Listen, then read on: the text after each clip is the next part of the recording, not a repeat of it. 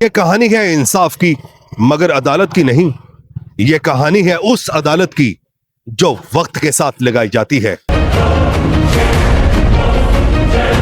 قرآن پاک میں واضح الفاظوں میں لکھا ہے کہ ظلم مت کرو کیونکہ ظلم اندھیروں کا سبب بنتا ہے. بسم اللہ الرحمن الرحیم. بینک کال ایئر فون سے میں آپ کے آپ پیش کرنے واسطے پاکستان جا رہا ہوں. یہ پلاٹ زوری پوند آئی اساں اس نو پلاٹ نہیں پاون دیتا جس وجہ تو اس تے ساڈی دشمنی.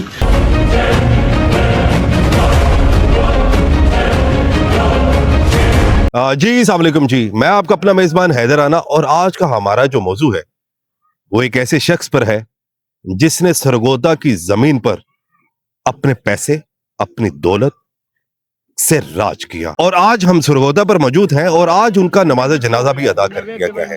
لیکن افسوس ہماری کوشش تھی کہ ہم اس موقع پر جائے وقوع پر جاتے اور وہاں پر بیٹھ کر اپنے پروگرام کا آغاز کرتے، لیکن حالات کچھ ایسے کشیدگی اختیار کر چکے تھے کہ ہم نے مناسب نہیں سمجھا وہاں پر پروگرام کرنا. لیکن کہانی شروع کرنے سے پہلے میں یوں کہوں گا، یہ کہانی ہے ایک ایسے شخص کی جس نے طاقت کو خدا سمجھ لیا اور قانون کو مذاق، مگر قدرت نے اسے ایسا جواب دیا کہ آج اس کا نام انجام بن چکا ہے. کبھی سوچا ہے کہ ایک شاعر کا جرم کیا ہو سکتا ہے؟ صرف ایک نظم، اور اس نظم کی سزا پورے خاندان کی موت. آج میں آپ کو ایک ایسی ہی ایک سچی کہانی سنانے جا رہا ہوں. یہ کہانی ہے انصاف کی مگر عدالت کی نہیں. یہ کہانی ہے اس عدالت کی جو وقت کے ساتھ لگائی جاتی ہے، اور جب فیصلہ آتا ہے تو کوئی بھی طاقت اسے روک نہیں سکتی. سرگودا میں ایک وقت تھا کہ لوگ رات کو دروازہ بند کر کے اس خاندان کا نام لیا کرتے تھے، کیونکہ ان کو خوف تھا کہ اگر ان کے خاندان کے کسی بھی فرد واحد نے نام سن لیا تو وہ ہمیں مار دے گا. اور اسی طرح میں اپنے ناظرین کو بتاتا چلوں کہ قرآن پاک میں واضح الفاظوں میں لکھا ہے کہ ظلم مت کرو کیونکہ ظلم اندھیروں کا سبب بنتا ہے. آج میں آپ کو اس شخص کے بارے میں بتاؤں گا جس نے ظلم کو راستہ بنایا اور انجام کو دعوت دی. یہ کہانی شروع ہوتی ہے 1998 سے. شفقت بھٹی، جو کہ فیصل شفقت بھٹی کے والد تھے، ایک ٹیکسی سٹینڈ سے یہ سلسلہ شروع ہوتا ہے. ان کے اوپوننٹ جو پارٹی تھی وہ تھے کلیار. یہ بھی سرگودا کے رہائشی تھے اور بااثر لوگ تھے، زمیندار تھے، اور لوگوں میں ان کا اچھا اثر و رسوخ پایا جاتا تھا. جبکہ بھٹی خاندان کا تعلق بھی ایک بااثر گھرانے سے تھا. شفقت بھٹی جو کہ ایک نامی گرامی انسان تھا، اس نے لاتعداد مرتبہ بی ڈی الیکشن لڑا، لیکن لوگوں نے اسے ووٹ نہ دیا کیونکہ جذباتی انداز سے گفتگو کرنے والا تھا، لوگوں سے اپنی ہی بات منوانے کا عادی تھا اور لوگ اسے تسلیم نہیں کرتے تھے. متعدد بار اس نے بی ڈی الیکشن بھی لڑا، لیکن الیکشن میں جو رزلٹ آتا ہے وہ زیرو تھا. اور بیٹے نے بھی یہی سوچ کر بی ڈی الیکشن لڑا، سیاست میں قدم رکھنے کی کوشش کی، لیکن وہ بھی بدقسمتی سے کامیاب نہ ہو سکا. اب کلیار اور بھٹی خاندان میں دشمنی کہاں سے شروع ہوتی ہے؟ ہوتی کچھ یوں ہے کہ ایک ٹیکسی سٹینڈ تھا. ٹیکسی سٹینڈ کا جو ٹھیکیدار تھا یا مالک تھا، اس کا تعلق جو تھا وہ کلیار گروپ کے ساتھ تھا. اس نے مظلومیت کا قصہ جو تھا ان کے سامنے رکھا. میں دو کار نہ ٹیکسی سٹینڈ تو نہیں پال سکتا، میں ہر ہفتے بعد یا مہینے بعد میں پیسے نہیں دے سکتا، تے یا تے تسی لے لو پیسے یا تو میں پٹیاں نو پیسے دے دینا، شفقت بھٹی کو پیسے دے دیتا ہوں. تو انہوں نے کہا کہ یار صبر لے، اسے پٹی نال گل کرنے ہیں کیونکہ یہ علاقہ ساڈا ہے، ایتھے پٹی دا کسی قسم کی کوئی مداخلت برداشت نہیں کی جائے گی. اب ان میں جو کلیار میں جو ان کا وارث تھا، جو ان کا کرتا دھرتا تھا، اس کا نام تھا داما کلیار. یہ بزرگ آدمی تھا. اس نے شفقت بھٹی سے بات کی اور کہا یار اے جگہ ساڈی ہے، بھٹی صاحب تسی اج تو بعد اس ٹیکسی سٹینڈ دا حصہ نہیں بننا، اے دے جو بھی معاملات نے اسے دیکھاں گے.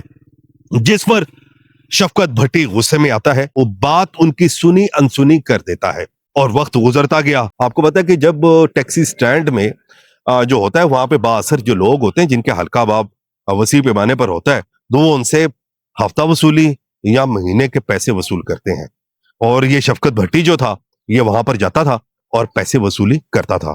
داما کلیار جو تھا اس نے شفقت بھٹی سے بات کرتا ہے, لیکن بات جو ہے وہ اور جھگڑا جو ہے کچھ عرصہ گزرنے کے بعد معاملات جو تھے وہ خراب ہوتے ہیں تو شفقت بھٹی کو قتل کر دیا جاتا ہے. فیصل جو تھا یہ اپنے باپ کا اکلوتا بیٹا تھا. اس کا نام جو تھا فیصل احسان بھٹی تھا. باپ کے قتل ہونے کے بعد اس کا نام جو تھا فیصل شفقت بھٹی پڑ جاتا ہے.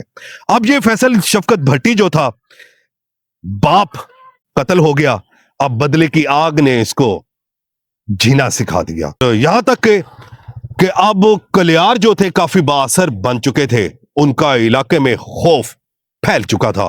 وہ جہاں قدم رکھتے تھے ان کی بات کی سنوائی ہوتی تھی. اب یہ جو چیزیں تھی یہ فیصل سے برداشت نہیں ہوتی تھی, کیونکہ فیصل چاہتا تھا کہ میں اپنے پیو دا بدلہ کلیاراں کو لینا ہے اور لے کے دسنا ہے. اکیلا بیٹا تھا. خاندان کے بااثر لوگوں نے فیصل کو کہا کہ یار پتر تو ساڈے خاندان دا کلا پتر ہے تے اسے نہیں چاہواں گے دشمنی دی بھیڑ تو بھی چڑھ جائے, تے لہٰذا بہتر یہی ہے کہ یار اسے بیک فٹ ہو جانے. لیکن فیصل نے ٹھان لی تھی. اس نے کہا تھا کہ اب انصاف میں خود اپنے ہاتھوں سے لکھوں گا. ہوتا کچھ یوں ہے کہ فیصل وقت کے ساتھ ساتھ اجرتی قاتل اور سیاسی لوگوں کے ساتھ اور اس کا وسیع پیمانے پر دائرہ جو تھا ہو چکا تھا.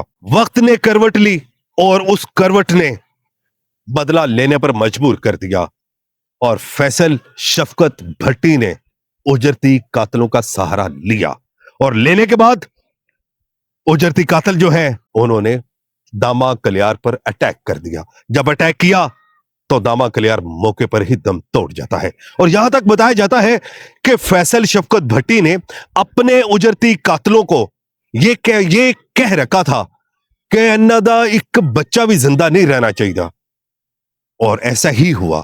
انہوں نے فیصل شفقت بھٹی نے 8 کے قریب 7 یا 8 کے قریب کلیاروں کے جو بااثر لوگ جو تھے ان کو قتل کروا دیا. اس دوران عقل مندی کا مظاہرہ یہ تھا کہ فیصل شفقت بھٹی ان دنوں سرگودا میں نہیں تھا اور وہ بیرون ملک جا چکا تھا. اور کیونکہ جب وہ بیرون ملک جا چکا تھا اور اس دوران اس نے یہ سارا وقوع بنوایا, کیونکہ وقت نے اس کو بتا دیا تھا کہ کس طرح کام کروائے جاتے ہیں. اس نے یہ کہا تھا کہ میں موقع پر نہیں ہوں گا, لوگوں کو مجھ پر شک نہیں پڑے گا, اور میں آؤٹ آف کنٹری اسٹے کرتا ہوں اور پیچھے سے تم یہ واردات ڈال دینا. 2013 کو داما کلیار جو تھا وہ قتل ہوتا ہے. وقت گزرتا گیا, قتلوں کی بارش جو تھی فیصل شفقت بھٹی کی طرف سے وہ دن بدن کلیاروں پر پڑتی جا رہی تھی, اور کلیار جو تھے وہ خوف, ان کے چہروں پر خوف طاری ہوتا ہے. گھر سے نکلتے وقت 100 مرتبہ سوچتے ہیں. اب انہوں نے علاقے کے بااثر لوگوں سے ملاقات کرنی شروع کر دی. انہیں کہا کہ یار ہوں اسے پار نہیں چک سکتے تے تہاڈی مہربانی ہے ساڈی فیصل شفقت بھٹی دے نال صلح کروا دو. تھے انہوں نے کہا چلو ٹھیک ہے جی ہم صلح کرواتے ہیں. اب صلح کا سلسلہ جو تھا فیصل شفقت بھٹی سے لوگ ملاقات کرتے ہیں اور وہ کہتے ہیں کہ یار ہن جو تو اپنے پیو دا بدلہ لینا سی تو لے لیتا, علاقے دے وچ ہن تیرا پار بن گیا تے یار ہن تو نہ چھڑ دے, صلح تیری کروا دنے. اب صلح جو ہے قرآن پر ہوتی ہے اور صلح ہو جاتی ہے. اب کلیار بھی حسب معمول کے مطابق اپنے کاموں پر نکلتے ہیں. فیصل شفقت بھٹی بھی اپنے معمول کے مطابق اپنی ذمہ داری کا سلسلہ جو تھا وہ اس کو جاری و ساری رکھتا ہے. لیکن پھر وقت نے کروٹ لی کہ فیصل شفقت بھٹی ایک چھوٹی سی زمین پر قبضہ کرنا چاہتا تھا, اور اس زمین کے جو مالک تھے وہ ایک شاعر تھے. شاعر کا نام جو تھا وہ محمد نواز فقیر تھا. چھوٹا سا گھرانہ تھا. اب انہوں نے آواز بلند کی نہیں یار اسے ایتھے قبضہ نہیں ہون دواں گے. انہوں نے متعدد کوششیں کی, متعدد لوگوں سے ملاقاتیں کی, لیکن فیصل شفقت بھٹی کے آگے گھٹنے ٹیکنے پر وہ مجبور ہو چکے تھے. لیکن ان کے ایک جو بڑا تھا جس کا نام محمد نواز فقیر تھا, اس نے ٹھان لی تھی کہ نہیں یار میرے ہوندے ہوئے میں تے زمین نہیں دواں گا. اس نے ایک ویڈیو ٹک ٹاک کے لیے بناتا ہے, شاعری نظم کے انداز میں نظم بناتا ہے. اس نظم میں وہ لیتا ہے فیصل شفقت بھٹی کے خلاف, وہ الفاظ لکھتا ہے. لکھنے کے بعد وہ ٹک ٹاک پر ویڈیو چڑھا دیتا ہے اور جدو ٹک ٹاک تے ویڈیو چڑھ دی ہے وہ ویڈیو جڑی گئی ہے وہ وائرل ہو جاتی ہے. اب وہ ویڈیو جب وائرل ہوتی ہے اور سرگودا علاقے کے بااثر لوگوں نے جب یہ ویڈیو دیکھی, دیکھنے کے بعد وہ فیصل شفقت بھٹی کے پاس آتے ہیں. کہندے پٹی صاحب, فیصل صاحب, یہ کیڑا بندہ کھڑا ہو گیا ہے جڑا کہ تواڈے والد دے خلاف اور تواڈے خلاف نازیبا گفتگو جڑی گئی ہے وہ کردا پیا. فیصل بھٹی وہ جب وہ ویڈیو دیکھتا ہے, دیکھنے کے بعد مزید تیش میں آتا ہے. بسم اللہ الرحمن الرحیم. اہل علاقہ نو اور اعلیٰ افسران نو محمد نواز فقیر کی طرف سے السلام علیکم. ساڈے بالکل سامنے گھر دے شملاٹ پلاٹ آئی منگلیاں برادری نے یہ پلاٹ چوری ایک اسٹام جو جیل اسٹام جو اسلم مہاجر نو دتا. او اسلم اے ٹاؤٹ تا علاقے دے وچ بہت سارے لیکن وہ ایک ٹاؤٹ جڑا ہے وہ اسلم نو نال لائے کے اے کول ڈیرے تے گیا. اے پلاٹ زوری پویندا آئی, اساں اس نو پلاٹ نہیں پاون دتا جس وجہ تو اس تے ساڈی دشمنی. اور اے بڑا ڈاؤن بنے ہوئے آئی اور بڑا ظالم. اس اگے والد دے بدلے ایک دے بدلے اس 7 بندے خلیاراں دے قتل کرا لائے. دا والد اج تک بی ڈی ممبر نہیں بنیا اور خود بی ڈی ممبر نہیں بنیا. اس تو بعد جڑا یاد ہے بھائی نظم میرے والد صاحب دی, اے دا والد صاحب اتنا شریف آدمی آئی بھائی او الیکشن تے لڑیا, اگوں ہری جٹ آدمیاں انہاں درخواست دیتی اے دے مقابلے دے وچ اے الیکشن بھی ہار گیا اور اس تو بعد انہاں ہریاں دا نک وڈا لیا. اس تیش میں آتا ہے. تیش میں آنے کے بعد وہ کہندا یار انہاں دا ہن کھرا ناپی گئی ہے. انہاں دی یہ کمیاں دی انی جرت ہے کہ وہ میرے اور میرے باپ دے متعلق نازیبا الفاظ دا استعمال کر سکن. اب اس نظم کے عوض فیصل شفقت بھٹی ان کے 5 سے 6 افراد کو قتل کرواتا ہے اور یہاں تک بتایا جاتا ہے کہ اس کے بھانجے, اس کے بھتیجے اور ڈھونڈ کر اس کے دوستوں کو بھی قتل کروا دیا تاکہ کوئی بھی سراغ نہ مل سکے میرے خلاف. اب یہ قتل تو ہو چکے. اب ان قتل کے بعد فیصل شفقت بھٹی سرگودا کی حدود میں نہیں بلکہ بااثر جو لوگ تھے ان میں فیصل شفقت بھٹی کا ایک نام گونجتا تھا. اور کیونکہ اس کا رہن سہن, اس کا پہناوا جو تھا وہ اتنا بااثر تھا, جو نہیں بھی دیکھنا چاہتا تھا نا وہ بھی فیصل شفقت بھٹی کی جب انٹری ہوتی تھی نا, گلے میں چینے, ہاتھوں میں چینے اور سونے کے ڈلے اس نے پہنے ہوتے تھے اور بٹن کھولے ہوتے تھے, پشاوری چپل یہ پہنتا تھا اور جناب صاحب آ کے محفل میں بیٹھتا تھا, محفل میں بیٹھ کر اور لوگوں کو اپنی متوجہ کرواتا تھا کہ میں فیصل شفقت بھٹی گیا اور میں 8 مربیاں دا مالک ہے گا اور میرے اگے کوئی بھی ایسا شخص نہیں میرے ہوندے ہوئے پیدا ہویا جڑا میرا مقابلہ کر سکے, کیونکہ میں اپنے پیو دے قاتلاں دا احتساب کیتا ہے. میں اپنے پیو دے قاتلاں نو منو من مٹی دے تھلے دبا دیتا ہے اور میرے پیو دے خلاف اور میرے خلاف آواز بلند کرن والے نو بھی میں منو من مٹی دے تھلے دبا دیتا ہے. اور لوگ جو تھے وہ اب اس سے خوف کھاتے تھے. اور یہ اب ظاہر ہے جب بندے کہہ رہے ہیں یہ سارا سسٹم آن ہو جاتا ہے نا اور لاتعداد جو لوگ جو ہوتے ہیں نا وہ پھر نا ملاقاتیں کرنے شروع کر دیتے ہیں اور پھر وہ جتنے بھی چھوٹے موٹے کام جو ہوتے ہیں نا, چودھری بن جاتا بندہ, جگیردار بن جاتا پھر ہے نا. نہ چاہتے ہوئے بھی بندے کا ضمیر نہ بھی کام کرنے کو مانے نا, مگر وہ پھر موقع کچھ ایسا بن چکا ہوتا ہے کہ بندے کو مجبوراً اس کام میں قدم رکھنا پڑتا ہے. فیصل شفقت بھٹی کا بھی یہ مجبوری شاید بن چکی ہوئی تھی, کیونکہ ہم نے جب یہ سرگودا کے جو لوگ تھے, بااثر لوگ تھے, جب ہم نے ان سے ملاقاتیں کی تو انہوں نے فیصل شفقت بھٹی کے متعلق پازیٹیو باتیں بھی کی.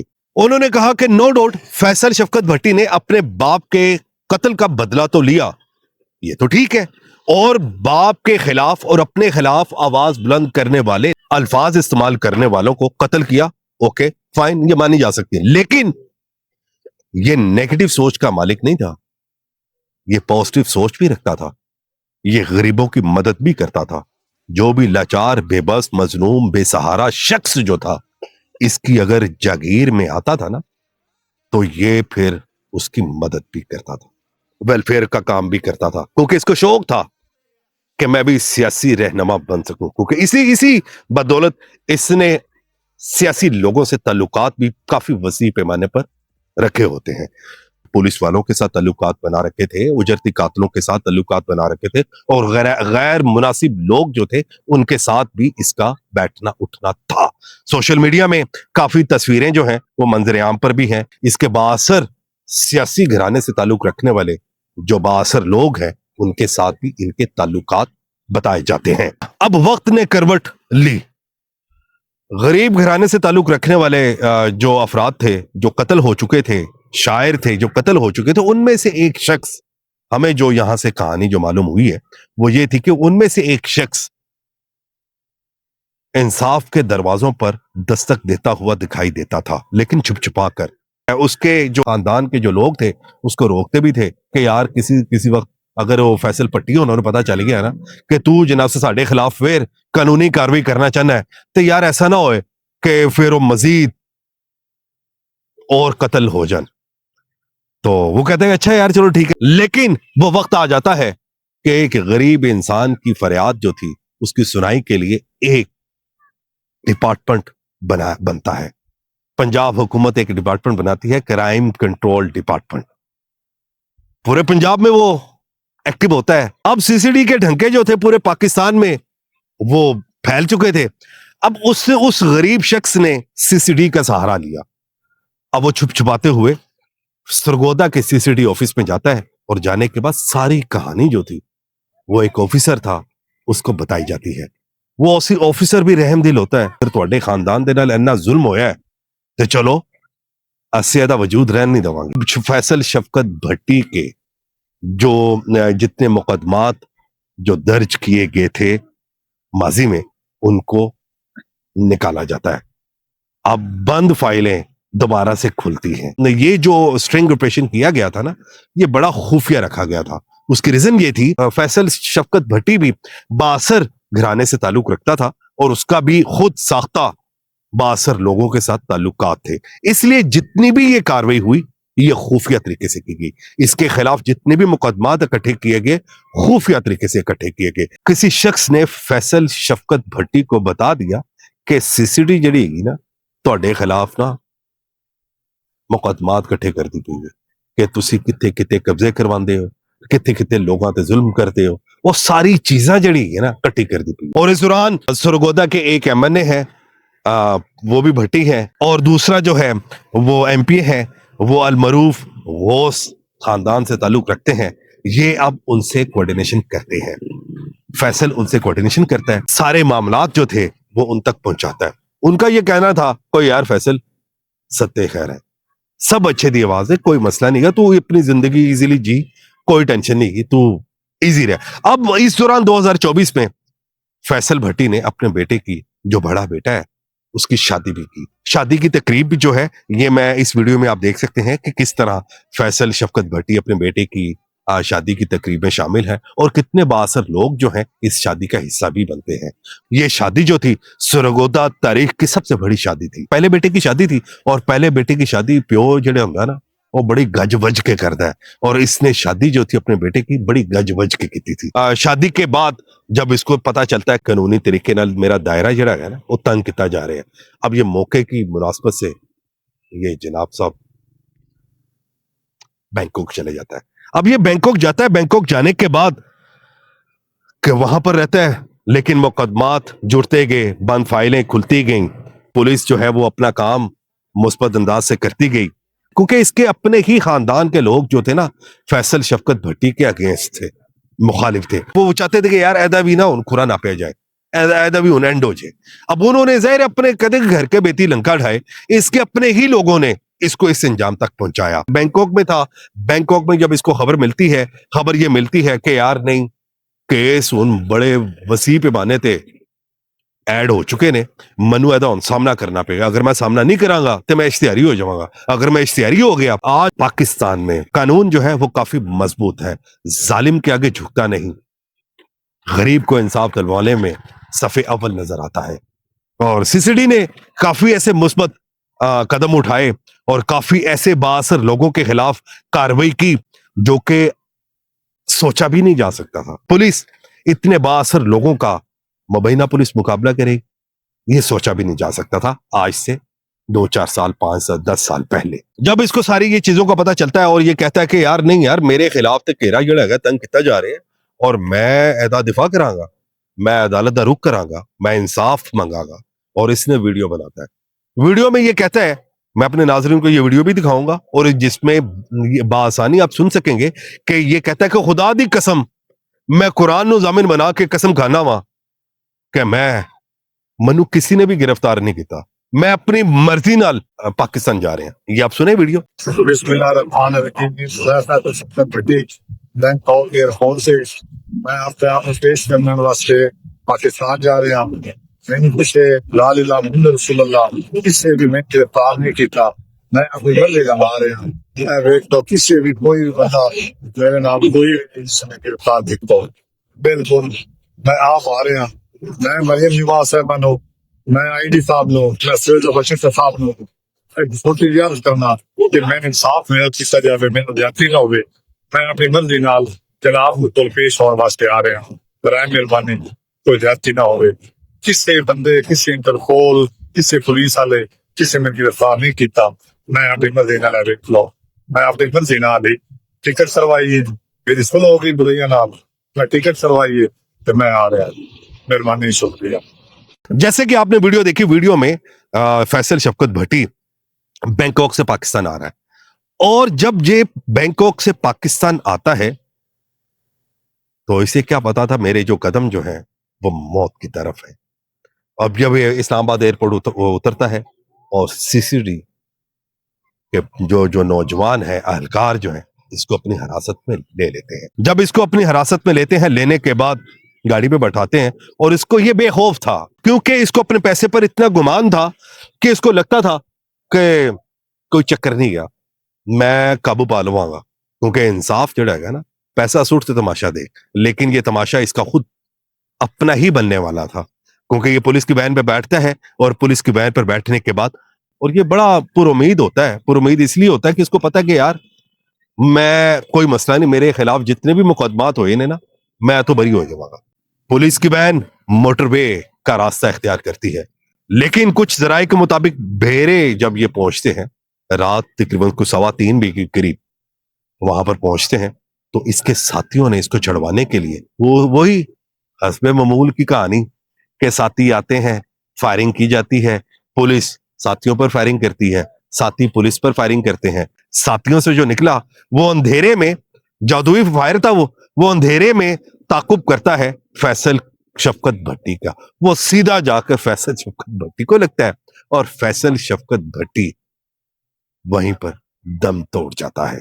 ये वो फैसल शफकत भट्टी था जिसने बाप के कातिलों को मरवाया, ये वो फैसल शफकत भट्टी था जिसने तनकीद करने वालों को कत्ल करवाया, ये वो फैसल शफकत भट्टी था सोने से भरा हुआ जब महफिल का हिस्सा बनता था तो महफिल की जान बनता था, ये वो फैसल शफकत भट्टी था जिसने कभी सोचा था कि वक्त इसका गुलाम है, क्योंकि वो भूल चुका था वक्त सिर्फ कुदरत का वफादार होता है। जिन हाथों में बंदूक कभी हुआ करती थी आज वो मट्टी में है, और जिन लोबों पर फरियाद थी वो तारीख में आज भी जिंदा है। इंसाफ अगर जमीन पर ना मिले तो आसमान से आ जाता है, और जब आता है तो अपना निशान छोड़ जाता है।